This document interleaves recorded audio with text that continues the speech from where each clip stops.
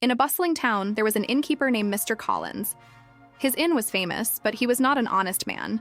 He often watered down the soup, reused old bread, and charged travelers extra for small things. One stormy evening, a traveler arrived at the inn. He wore a tattered cloak, but carried himself with great confidence. "I need a room for the night," he said. Collins saw his ragged clothes and sneered. "You must pay in advance," he demanded. The traveler smiled and handed him a gold coin. The innkeeper's eyes widened with greed. That night, the traveler asked for a bowl of soup. Collins served him thin, watery broth with hardly any meat. The man took a sip and said, "Ah, what fine soup! Let me reward you." He reached into his bag and pulled out a small bottle. "This is a magic spice.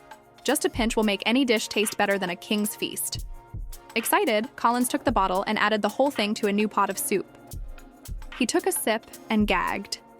It was nothing but salt. The traveler laughed. "You watered down your soup, so I gave you something to match your greed. Maybe now you'll learn to serve food worth eating." Collins, humiliated, changed his ways. He started serving hearty meals and treating guests fairly.